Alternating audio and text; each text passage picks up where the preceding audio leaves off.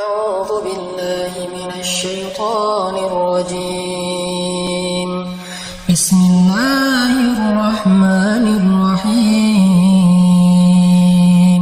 Allah bukan hanya senang kepada kata-kata istighfar.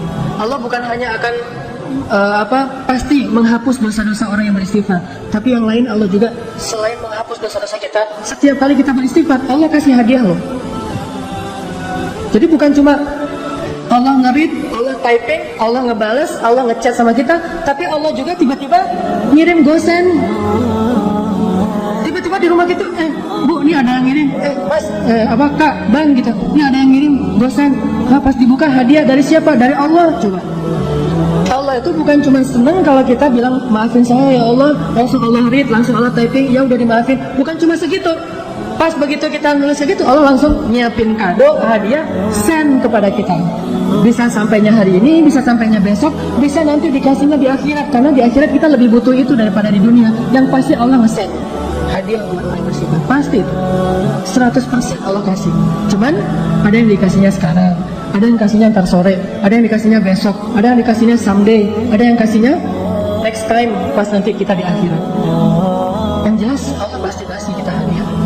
Makanya kalau kita udah istighfar, kita tuh kayak astagfirullahaladzim ya Allah, berarti udah dimaafin dosa. Plus kita bayangin, aduh saya punya hadiah nih dari Allah nih, surprise, cuma belum tahu nanti Allah kasih kapan. Begitu kita butuh Allah kasih. Kayak 3 orang yang terkurung di dalam gua kan, hadis populer itu. 3 orang terkurung di dalam gua, yang membuat mereka bisa selamat apa? Hadiah-hadiah terhadap amal soleh mereka di masa lalu kan ya.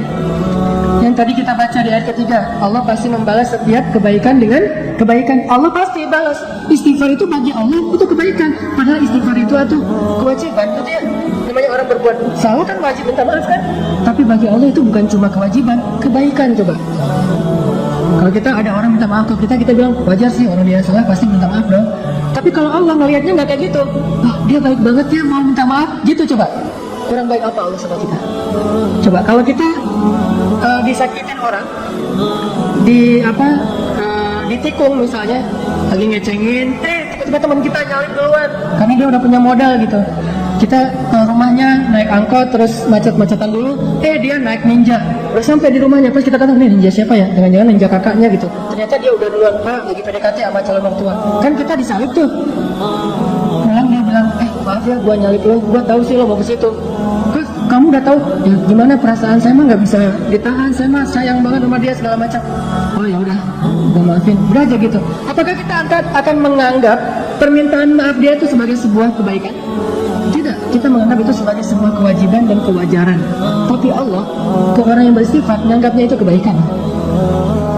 Allah tuh kayak merendah banget gitu, walaupun Allah maha mulia dan maha tinggi, kayak ngasih hati banget ke hamba-hambanya. Kita astagfirullahaladzim ya Allah, saya udah buat dosa, hambaku ini baik banget ya, minta maaf. Padahal itu udah jadi kewajiban kita sebagai pendosa, tapi Allah anggap kebaikan. Sehingga Allah kasih hadiah, ini hadiah buat yang berbuat baik. Dan hadiah itu pasti sesuatu yang sangat kita butuhin dalam hidup. Makanya saya pernah cerita, mungkin teman-teman pernah dengar juga nih dari ustadz yang lain atau dari YouTube saya juga pernah kali. Keajaiban hadiah bagi orang yang beristighfar kan? Kisah siapa? Imam Ahmad. Jadi Imam Ahmad bin Hambal suatu ketika tuh jadi kayak ada perasaan kepengen ke Basra. Ada apa ya di Basra, kok saya pengen banget ke sana gitu. Saya curiga nih, Raja Salman kemarin ke Indonesia itu gara-gara ada yang istighfar di Indonesia. Astagfirullahaladzim ya Allah, Raja Salman. Astagfirullahaladzim Raja Salman. Tiba-tiba Raja Salman mikir, aduh kok gue pengen banget ya ke Indonesia. Datang tuh gara-gara istighfar seseorang di Indonesia. Dan saya juga pernah ngerasa gitu, walaupun saya bukan orang soleh, tapi maksudnya ada keinginan hamba Allah yang soleh, lebih soleh dari saya, yang membuat saya datang ke satu tempat. Di Bandung itu saya pernah diundang oleh salah satu universitas, namanya Universitas Telkom. Itu ngundang saya tuh berkali-kali, bentrok aja nggak bisa. Tiba-tiba bukan saya yang datang, tapi saya dan pemuda hijrah bikin acara gosipnya di Universitas Telkom. Jadi bukan saya doang yang datang, satu tim, rame tuh. Yang datang waktu itu pesertanya sekitar 6.000 orang. Kata teman-teman panitia, Ustadz, kita itu ngundang Ustadz berkali-kali nggak bisa loh. Dan terakhir sejak Ustadz mulai banyak yang undang-undang, itu WA saya itu nggak pernah dibaca loh Ustadz. Tapi kita nggak putus asa Ustadz, nggak bisa ngundang Ustadz lewat Japri, kita ngundangnya lewat Allah. Pakai istighfar, ya Allah, astagfirullahalazim, Hanataki datangin dong ya Allah, astagfirullahalazim, Hanataki, astagfirullahalazim. Tiba-tiba kita pilih di antara beberapa list yang kita mau bikin acara gosip. Telkom University itu paling memungkinkan kita bikin di situ. Ini hasil istighfar ya Ustaz. Artinya luar biasa kan? Coba praktekin. Ya Allah, dia ya Allah. Tapi saya lupa namanya, nggak tahu namanya siapa gitu. Pokoknya kurang lebih wajahnya tuh mirip-mirip Claudia gitu ya Allah, gitu-gitu. Tapi cek dulu ya, itu orang masih sendiri atau sudah berpasangan. Jangan sampai dia cerai. Kenapa dia cerai? Istighfar kita kan nggak boleh ya. Beristighfar demi orang lain putus gitu nggak boleh. Pasti orangnya harus single dulu. Ya, astagfirullahaladzim, astagfirullahaladzim. Pas kita ada hajat, ya Allah beri saya jodoh yang solehah, yang hafizah, yang wanita, yang segala macam. Pas ketemu benar, Neng, kak namanya siapa? Solehah, wanita, hafizah. Sesuai dengan permintaan lu. Walaupun dia baru belajar tahsin 1 gitu, tapi namanya solehah, wanita, hafizah. SQF, solehah, wanita, hafizah. SQH. Nah gitu deh pokoknya. Jadi Imam Ahmad, by the way teman-teman, Imam Ahmad itu ulama dengan hafalan hadis yang terbanyak loh. Tahu berapa hafalan hadis Imam Ahmad? Kalau kita kan hafalan hadis itu 1 ya, dari dulu sampai sekarang. Innama a'malu. Kalau Imam Ahmad 1 juga, 1 juta. Hafalan hadisnya 1 juta. Imam Syafi'i aja gurunya Imam Ahmad itu respect banget, takjub sama Imam Ahmad. Imam Syafi'i tahu sendiri kan yang hafalannya itu gimana. Kalau baca buku, beliau takut hafal. Baca buku takut hafal. Jadi kalau dia baca buku 2 halaman gitu, 1 halaman ditutup. Aduh, saya takut nih kehafal. Ditutup dulu, biar nggak kehafal coba. Kita tuh, aduh, gimana ya cara hafal? Imam Syafi'i, aduh, khawatir kehafal nggak sengaja. Nggak sengaja kehafal. Kita mungkin satu-satunya yang kita hafal nomor telepon, cuma nomor telepon si dia. Kadang nomor telepon sendiri juga nggak hafal loh. Ustaz nomor teleponnya berapa? Ntar ya, cari dulu. Tapi kalau nomor istri saya aja saya hafal banget tuh. Imam Ahmad hafalannya 1 juta hadis. 1 juta hadis, dan itu bukan cuma teks dengan sanad-sanadnya dari ini 1 juta. Saking luar biasanya kesalehan Imam Ahmad. Kan jadi selebgram banget tuh di masa beliau tuh ya. Followersnya udah jutaan lah pokoknya Imam Ahmad lah. Di mana-mana pengen Imam Ahmad, ngejapri, tapi kan namanya orang udah sibuk kayak Imam Ahmad kan nggak bisa ngebalas. Akhirnya ngejapilannya itu. Tiba-tiba Imam Ahmad saya pengen banget ke Basra. Ada apanya di Basra? Padahal saya nggak kenal orang loh di Basra, tapi pengen. Setelah berapa hari kepengen, akhirnya azab dulu saya berangkat aja. Siapa tahu ada sesuatu yang saya dapat kebaikan di sana. Berangkat ke Basra. Namanya orang tawadu, rendah hati, berangkat ke Basranya itu sendiri. Nggak ada preparation apa-apa, nggak nge-booking pesawat, nggak nge-booking hotel, berangkat aja sendiri, backpackeran gitu. Jadi Imam Ahmad itu backpacker soleh. Dari Madinah ke Basra, backpackeran, jalan ke Basra. Sampai di Basra, karena nggak ada tempat menginap, beliau nginap di masjid terbesar di kota Basra. Di dalam masjid lagi tidur, diusir sama marbot. Bang, ngapain tidur di sini? Pak, saya musafir dari Madinah, nggak ada tempat tinggal. Ya ini bukan hotel ini. Udah mirip Medan belum sih? Bah, gitu ya.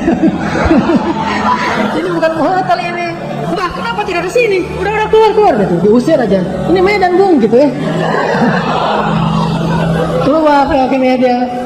Ini orang, mamanya orang Sunda lagi kaget orang Sunda, ketemu orang Medan gitu. Akhirnya keluar di teras datang lagi tuh marbotnya emang agak-agak kayaknya belum dapat gajian tanggal tua, agak-agak nyebelin gitu. Kok masih tidur di sini? Kata tadi nggak boleh di dalam, akhirnya saya tidur di luar. Ya ini masih juga masjid, udah keluar, diusir aja. Sampai keluar, didorong-dorong gitu. Bayangin ulama besar, orang soleh, kekasih Allah didorong-dorong. Tapi emang kayak gitu tabir Allah, supaya jadi caper sama penjual roti. Penjual roti lagi tutup-tutup kok ngeliat ada orang didorong-dorong, dipanggil, wahai kisanat gitu ya, kalau radio dulu. Pak, Tuhan, kenapa ada apa sini gitu? Tuhan butuh apa? Saya musafir, pengen tempat istirahat, tapi diusir di masjid. Oh ya udah, diistirahat aja di rumah saya kecil, tapi lumayan lah untuk istirahat malam ini. Ya jazakallah khair, ayyakum, udah tinggal di situ.